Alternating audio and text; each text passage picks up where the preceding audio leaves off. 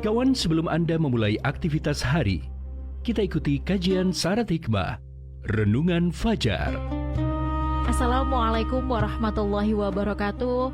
Alhamdulillahirrabbilalamin. Saya Fitriana Ayu kawan di program Renungan Fajar. Kawan, dalam hidup terkadang kita itu merasa sial, meski kesialan itu pun kadang juga berasal dari diri kita sendiri. Nah, bagaimana kawan sebenarnya petunjuk Nabi, petunjuk para ulama supaya hidup kita tidak pernah sial? Pagi hari ini kita renungkan bersama Ustadz Mim Saiful Hadi dari Pesantren Al-Quran Nurul Falah, Surabaya. Bismillahirrahmanirrahim. Assalamualaikum warahmatullahi wabarakatuh. Alhamdulillah, nahmaduhu wa nasta'inuhu wa nastaghfiruh. Wa na'udzu billahi min syururi anfusina wa min sayyiati a'malina. May yahdihillahu fala mudilla lahu wa may yudlil fala hadiya lahu. Allahumma shalli wa sallim wa barik ala sayyidina Muhammadin wa ala alihi wa sahbihi ajma'in. Amma ba'd. Kawan-kawan sekalian yang dirahmati Allah, puji syukur kita panjatkan selalu sepanjang waktu, setiap saat, kehadirat Allah Subhanahu wa Ta'ala yang telah memberi kita nikmat sangatlah banyak. Kita tidak bisa menghitungnya, kita tidak bisa mengkonversinya dengan apapun. Menaksir nilainya, apalagi. Sungguh nikmat Allah kepada kita itu sangat banyak. Maka dari itu saya ingatkan diri saya sendiri dan kita semuanya, mari kita bersyukur dan bersyukur, selalu bersyukur. Tidak lupa pula mari kita sanjungkan sholawat salam kehadirat panutan kita, teladan kita, Rasulullah Muhammad Sallallahu Alaihi Wasallam beserta keluarga dan para sahabat semuanya. Kawan-kawan sekalian dirahmati oleh Allah. Oleh karena itu kita ikuti nasihat dari riwayat yang tercantum dalam kitab Nashihul Ibad. Bismillahirrahmanirrahim. Man amila lil akhiratihi kafahullahu amrodinihi wa dunyahu. Yang pertama, kawan-kawan sekalian, agar kita tidak merasa tertimpa kesialan atau kita merasa, ya kan ini sial itu kan perasaan ya. Perasaan kok sial ya, kok gini, nggak kok gini. Pokoknya serba nggak pernah sukses, serba nggak pernah beruntung gitu ya. Selalu mengalami kerugian. Kalau ini yang terjadi, maka tips dari kitab yang saya cuplik dari kitab Nashihul Ibad ini semoga bermanfaat. Yang pertama adalah, tipnya adalah man amila lil akhirati kafahullahu amrodinihi wa dunyahu. Saya ulang lagi itu makalahnya. Artinya adalah, barang siapa, ini yang pertama ya, barang siapa yang beramal untuk akhiratnya. Nah, yang pertama kawan-kawan sekalian, mari orientasi perbuatan kita, ya. Orientasi aktivitas kita, apapun lah, mau perdagangan, mau pendidikan, mau hukum, mau politik, mau militer, opo ae lah pokoknya. Orientasikan, arahkan, tetapkan tujuan, itu jauh ke belakang.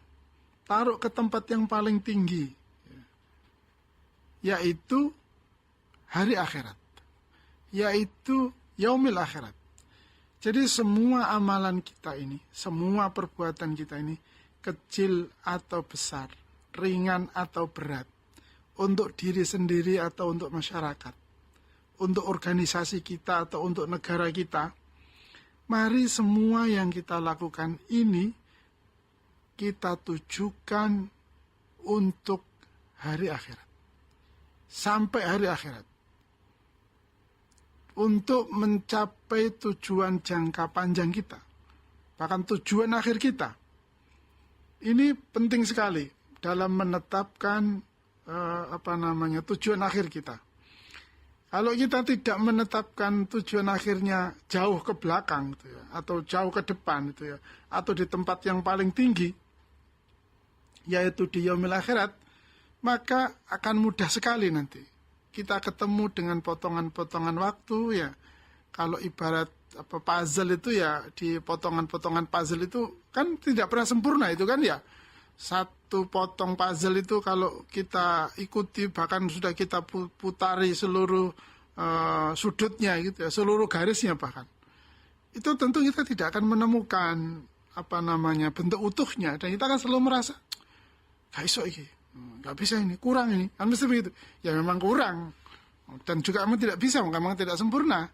Nah, tetapi kalau kita berpikir, oh ini puzzle, ini bagian dari sebuah gambar besar, yaitu, nah itu kan, maka ketika kita telah mengumpulkan satu potong puzzle, maka kita akan berpikir, oh ya ada yang potongan yang kedua, yang satu disimpan, yang satu diikat ya, yang satu disegel gitu ya, ditabung dengan baik ya, dijaga dengan baik. Kemudian kita mengumpulkan puzzle kedua, ketiga, dan seterusnya. Dan puzzle terakhirnya, gambar terakhirnya, bentuk terakhirnya, hasil terakhirnya, selalu kita orientasikan di hari akhirat. Kalau itu yang kita lakukan, maka potongan-potongan kecil yang kita dapatkan itu akan membuat kita bahagia, akan membuat kita beruntung karena bertambah itu ya. Tetapi sebaliknya, sekali lagi, kalau kita berorientasi hanya kepada mendapatkan potongan puzzle itu sendiri, ya pasti kita akan punya perasaan, waduh, bentuknya kok gini ya, loh ini kok gini ya, sehingga kita akan merasa tidak pernah mendapatkan apa-apa, tidak memperoleh apa-apa, bahkan selalu rugi. Padahal saya sudah mengorbankan waktu, saya sudah menginvestasikan sejumlah dana, misalnya begitu kan, sudah saya kerja mulai siang malam tidak berhenti, misalnya begitu. Ternyata hasilnya cuma begini saja. Lah, ketika cuma berarti kan sebenarnya sudah dapat dia satu potong bagian dari tak tahu 1 juta atau 2 juta bagian yang lainnya yang sedang kita cari, kita kumpulkan menjadi sebuah bentuk, sebuah gambar yang sempurna kelak di yaumil akhirat. Ini bagian yang pertama pikiran kita di dalam mindset kita di dalam kita mengerjakan suatu perbuatan, maka mengapa kita orientasikan ke akhirat? Jangan hanya di dunia. Kalau hanya untuk kepentingan di dunia, ya orang ibarat makan, ya kepinginnya cuma kenyang. Kalau sudah kenyang, maka makan lagi. Pengen makan lagi ya nanti. Begitu saja kan nanti, dia tidak lagi peduli dengan apa sih kalau sudah makan, kalau sudah kenyang, itu hanya untuk apa kan. Ya untuk cari makan lagi Ustaz kan, nanti lapar lagi ya kan, jadi gitu nanti kegiatan dalam kehidupannya kan sangat disayangkan. Tiba-tiba mau makan, ini mengandung kolesterol, ini mengandung asam urat, nah gitu kan, makanan padahal sesuatu yang enak, menyenangkan dan menyehatkan, tapi malah menjadi musuh. Kenapa?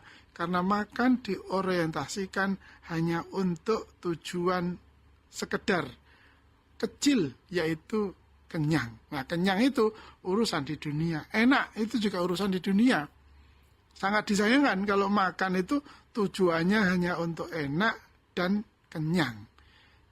Sudahlah, kalau sudah begitu akan ketemu dengan kesialannya orang makan. Nah, kalau kita enak tidak makan, itu akhirnya kan minum obat, mengurangi nafsu makan, itu kan jadi masalah baru lagi nanti. Ternyata ginjalnya tidak kuat, kan itu. Begitu seterusnya sehingga bukan tambah sehat, tapi malah sakit. Makanya terkendali gitu ya, atau makanya malah berkurang. Berat badannya turun dengan signifikan, tetapi kesehatannya menurun. Tidak lagi gesit, tidak lagi sat-sat gitu kan. Nah, kawan-kawan sekalian Allah, maka bagian yang pertama ini mengorientasikan seluruh perbuatan kita ini untuk akhirat. Jangan hanya di dunia saja. Karena apa? Karena kalau semua perbuatan kita yang kita lakukan ini diorientasikan, ditujukan untuk akhirat, sampai akhirat, maka ini Allah lah yang akan kafallahu amro. Allah lah yang akan mencukupkan urusannya. Dan yang Allah, ini Allah loh ya, Allah yang mencukupkan kebutuhan kita, urusan kita. Bukan hanya urusan hidup di dunia saja, tapi juga urusan agama kita. dicukupkan oleh Allah. Kenapa? Kalau dicukupkan hanya urusan dunia saja, sementara urusan akhiratnya tidak dicukupkan, urusan agama tidak dicukupkan, nanti kita punya gaji besar, punya kekayaan yang banyak, punya kedudukan yang tinggi, tetapi keagamaannya, pemahamannya, semangatnya, keimanannya, perasaan beragamanya itu tidak kuat, sehingga ya mudah, gampang sekali gelisah, gampang sekali khawatir gitu ya, sedikit-sedikit pesimis. Waduh, ini sedang dalam keadaan perang, ekonominya carut-marut gitu ya. Banyak terjadi kecurangan, para pemegang amanah ini tidak menunaikan amanahnya, mereka korupsi, pikirannya jadi ruwet. Waduh, apalagi ini BBM naik, susah ini, sehingga tambah susah dia. Tetapi kawan-kawan sekalian rahmati oleh Allah, kalau bagian pertamanya tadi sudah kita set, maka kemudian Allah yang akan mencukupi kebutuhan dunia kita. Dan Allah mencukupi urusan agama kita. Ya Allah, ini cukup agamanya ini. Dia sudah bekerja keras, tapi hasilnya hari ini ternyata masih minus. Ya Allah, terima kasih. Dan itu ya, Engkau telah memberi aku kesempatan untuk bisa berusaha untuk mendapatkan hasil. Walaupun masih kurang menurut ukuran saya, tapi kami yakin Engkau yang mencukupi, maka berikanlah kecukupannya dari Engkau ya Allah. Aku tagihkan kekurangannya, aku tagihkan kerugiannya kepada Engkau ya Allah. Engkau yang maha kaya, Engkau yang maha memberi. Nah, kalau sudah begitu, Masya Allah, itu ya, kekurangan kita, kelemahan kita, kebangkrutan, kerugian ya, bukan bangkrut ya. Saya pun bahkan bangkrut sekalipun ya, bahkan bangkrut secara ekonomi sekalipun, ketika kita urusan agama kita ini selesai, maka kesulitan ekonomi kita tidak akan merusak, tidak akan mengganggu, apalagi merusak urusan agama kita. Tambah khusyuk sholat kita, tambah baik ibadah kita, tambah baik juga hubungan kita dengan sesama kita, dengan istri, dengan suami, dengan anak-anak. Bukan malah sebaliknya, kamu tidak tahu ya, bapak ini lagi menghadapi kerugian besar. Nah itu kan, itu kan menambah kesialan kan. Sudah usahanya bangkrut misalnya gitu, atau omsetnya menurun, atau keuntungannya berubah menjadi kerugian, terus dia marah pada istri, marah pada anak, kan tambah beban itu. Itu berarti tidak cukup. Allah tidak mencukupi, itu berarti dia. Nah, tetapi kalau Allah mencukupi, ya tadi itu, ya Allah, semua bisa kita tagihkan kepada Allah. Kekurangan kita, kelemahan kita, kerugian usaha kita, ini bisa kita tagihkan kepada Allah. Sehingga kawan-kawan sekalian oleh Allah, tidak ada sedikit pun, tidak ada satu pun urusan yang kita jalankan. Urusan ya, segala urusan yang kita kerjakan ini yang tidak mendapatkan keuntungan. Selalu kita akan mendapatkan keuntungan. Selalu kita akan mendapatkan keberhasilan. Keberhasilan demi keberhasilan. Tangga demi tangga. Bagian demi bagian. Sehingga kawan-kawan sekalian oleh Allah, kita tidak akan pernah menyesali, kita tidak akan pernah berkeluh kesah dengan setiap bagian yang berhasil kita peroleh. Karena satu bagian yang kita dapatkan harus kita kunci, harus kita ikat dengan kita betul-betul berbuat baik itu kita orientasikan untuk hari akhirat. Kawan sekalian rahmatullah, ini baru bagian yang pertama. Ada 2 bagian berikutnya. Semoga kita bisa bertemu di hari, di waktu, di saat yang lain. Mari kita berdoa umur kita panjang, sehingga Allah mempertemukan kita kembali di waktu yang lain. Terima kasih atas perhatiannya. Semoga Allah memberi kekuatan kepada kita untuk terus berbuat baik dan mengorientasikan perbuatan baik kita ini hanya untuk akhirat. Terima kasih. Wa'alaikum minkum. Wassalamualaikum warahmatullahi wabarakatuh. Waalaikumsalam warahmatullahi wabarakatuh. Tetap semangat kawan, tetap ikhtiar, dan mari menata hidup dengan orientasi yang lebih jauh, bukan hanya di dunia tapi juga akhirat.